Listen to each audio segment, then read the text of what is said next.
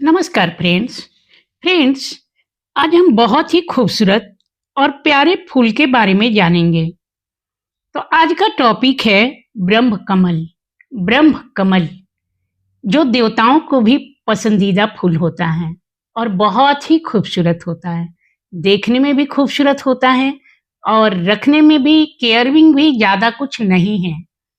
तो आज मैं आप लोगों के लिए यही टॉपिक लेकर के आई हूँ कि ब्रह्म कमल आप अपने घर में कैसे लगा सकते हैं और उसका केयर आप कैसे करेंगे कि ये सालों साल चलता रहे और आपके घर में बहुत सारे फ्लावर दे। तो आज मैं आप लोगों के लिए यही टॉपिक लाई हूँ। Welcome to my channel friends, आज हम ब्रह्म कमल के बारे में जानेंगे। तो ब्रह्म कमल ठंडी जगह में मिलने वाला प्लांट है। ये रिमोट एरिया का प्लांट है। ये इंडिया, नेपाल, भूटान, पाकिस्तान, चाइना में पाया जाता है। इसे वैली ऑफ फ्लावर भी कहा जाता है। इसका साइंटिफिक नेम सोरसेरा ओभलाटा है। इसका नाम डचमैन्स पाइप कैक्टस या क्वीन ऑफ नाइट भी कहा जाता है। क्योंकि इसके फ्लावर जो होते हैं वो नाइट में ही खिलते हैं, इसलिए इसको नाइट ऑफ क्वीन भी कहा जाता है, क्वीन ऑफ द नाइट भी कहा जाता है। या इसे बहुत सारे लोग आर्किड कैक्टस के नाम से भी जानते हैं।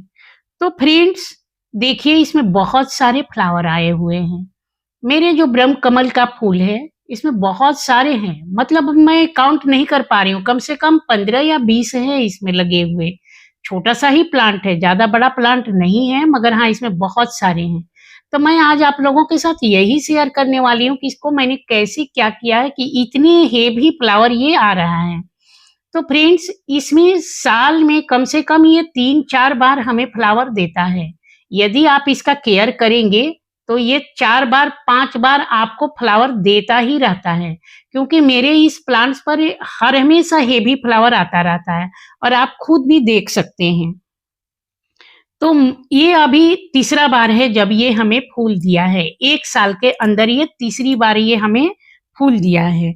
तो मैं इस फ्लावर को कैसे करती हूँ, आज मैं 6 टिप्स आपको बताऊंगी, जो आप अपने प्लांट के साथ करिएगा तो आपके भी प्लांट जो है वो हेवी फ्लावर देगा। तो देखिए फ्रेंड्स, सबसे पहले इसकी आती है सनलाइट की बात। तो इसको सनलाइट कितनी देनी है, तो सनलाइट इसको मॉर्निंग का कम से कम 2-3 घंटे की धूप चाहिए, या आप शाम को भी 3 या 4 घंटे की धूप दे सकते हैं। इसको दोपहर की तपती धूप बिल्कुल पसंद नहीं है, इसकी पत्तियां पीली पड़ जाती है। और दूसरी बात कि देखिए, इसमें जब फ्लावर आ जाए तो इसके फ्लावर को निकाल दीजिए। यदि सूख गया है तो निकाल करके फेंक दीजिए।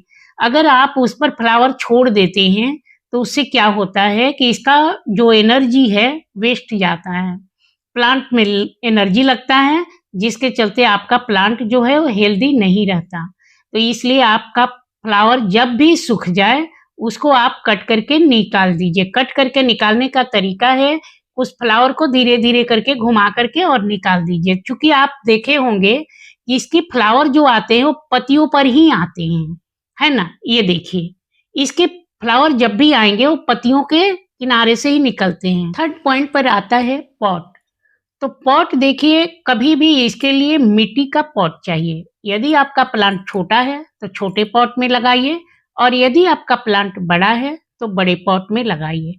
पॉट लगाने का यही एक तरीका है। और वाटरिंग, तो वाटरिंग भी हम कब देंगे, इसका सॉइल को चेक कर लीजिए, इसकी मिट्टी को चेक कीजिए। यदि मिट्टी ड्राई है तभी आप पानी डालेंगे, नहीं तो इसको पानी नहीं डालेंगे।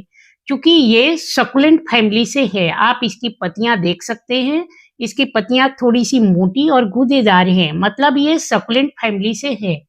और सकुलेंट फैमिली को पानी ज्यादा देने की जरूरत नहीं पड़ती है, तो इसको ज्यादा पानी मत दीजिए। कभी भी मिट्टी चेक कीजिए, यदि मिट्टी सूखी है, बल्कि मैं तो बोलूंगी कि 2-3 इंच तक चेक कर लीजिए।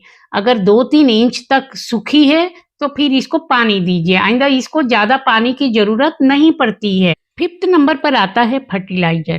तो इसको साल में 2 बार ही खाद देनी होती है। गोबर की खाद या वर्मी कंपोस्ट आप दे सकते हैं। यदि गोबर की खाद आप दे रहे हैं तो सूखी हुई गोबर का दीजिएगा। कच्चे गोबर जो दिए देते हैं ना तो उसमें कीड़े लग जाते हैं, इसलिए जब गोबर बहुत अच्छे से सूख जाए तभी उसको दीजिए, नहीं तो मत दीजिएगा। आप जब कच्चा गोबर दे देंगे ना तो इसमें कीड़े लगेंगे और कीड़े लगेंगे उसके रूट को खा जाएंगे और वो रूट खराब हो जाएगा। इसलिए कच्चे गोबर को कभी मत दीजिएगा। गोबर का अगर देना है तो बिल्कुल सुखा करके तब दीजिएगा। और हर महीने आप लिक्विड में दे सकते हैं। लिक्विड में मीन्स जैसे जैसे फल और सब्जियों के फर्टिलाइजर दे सकते हैं। गीली मिट्टी में कभी भी फर्टिलाइजर मत दीजिएगा, आइंदा फंगल हो जाएगा और आपका रूट खराब हो जाएगा। ये बाहर का मैंने फर्टिलाइज किया है, प्लांट बूस्टर नेचुरल है। इसको मैंने आधे लीटर पानी में 2 बूंद डाला है। चूंकि मेरा प्लांट भी छोटा है, आप अपने प्लांट के हिसाब से दीजिएगा। और ये बहुत ही अच्छा काम करता है, इससे बहुत अच्छे फ्लावर आते हैं। थोड़ा सा अगर ज्यादा हो भी जाता है तो कोई प्रॉब्लम नहीं होती है। ये नेचुरल का देखिए प्लांट बूस्टर है, बहुत अच्छा काम करता है। तो मैं अपने प्लांट को यही देती हूँ। यदि आप मार्केट से फर्टिलाइजर दे रहे हैं तो आप दे सकते हैं। उसमें सबसे अच्छा डीएपी फर्टिलाइजर होता है, सस्ती भी मिलती है। यदि आप इस खाद का यूज कर रहे हैं तो बड़े प्लांट में 6 और छोटे प्लांट में 2 या 1 दाना डालिए और ये बहुत अच्छा काम करता है। एक्चुअली डीएपी जो है वो इस पर बहुत अच्छा काम करता है। आप क्या कीजिएगा, मिट्टी का अच्छा से गुड़ाई कर दीजिएगा और उसके किनारे किनारे, रूट के पास बिल्कुल मत दीजिएगा, रूट से किनारे किनारे इस प्लांट का दाना डाल दीजिए। बहुत अच्छा काम करता है, लेकिन गुड़ाई करके दीजिएगा। कभी भी जब हम फर्टिलाइजर देते हैं तो मिट्टी की गुड़ाई करते हैं और इसके बाद ही हम फर्टिलाइज करते हैं। तो ऐसा कर दीजिएगा, वो बहुत अच्छा काम करता है।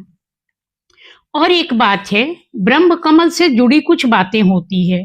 जैसे ब्रह्म कमल के फूल इसकी पत्तियों से आते हैं और 20-25 दिन में ये खिलने के लिए तैयार होते हैं और ये फ्लावर जो है एक ही दिन रहता है, जैसे नाइट में होता है और सुबह में ये बंद हो जाता है। यदि आप अच्छे से इसका केयर करते हैं और साल में एक बार तो खिलेगा ही, मगर यदि आप बहुत अच्छे से केयर करेंगे तो ये 3 या 4 बार भी ये खिलते रहते हैं। क्योंकि मैंने भी देखा है कि इसमें से मेरा एक फ्लावर में निकलेगा, इसको कट कर दूंगी और फिर वहां से नए फ्लावर आते रहते हैं और जून से लेकर के जनवरी तक ये फ्लावर देते ही रहते हैं, फूल आते रहेंगे इसमें। जैसे ही आप पुराना फूल को तोड़ेंगे, आप उसका नीचे से देखेंगे कि फिर से नया निकल रहा है। ये इसका तथ्य है और ये सच पूछिए तो ये सही बात है, क्योंकि मेरे पास भी ये 2 साल से है और 2 साल से मुझे ये फ्लावर दे रहा है। तो ये थी ब्रह्म कमल के बारे में, इसके केयर के बारे में। मुझे लग रहा है कि मैंने सारे टिप्स इसके बता दिए हैं और आपके लिए यूजफुल भी होगा। यूजफुल है तो प्लीज मुझे लाइक एंड कमेंट जरूर कीजिएगा। यदि बहुत यूजफुल लगी है तो अपने फ्रेंड्स के पास भी शेयर कर दीजिएगा, फैमिली में भी शेयर कीजिए, ताकि मैं भी उन लोगों से जुड़ सकूं और नए नए टॉपिक मैं आप लोगों के लिए लाती रहूंगी। फिर से एक नए टॉपिक से मिलूंगी। थैंक यू फॉर वॉचिंग और फुल वीडियो वॉच कीजिएगा। मैं फिर मिलूंगी।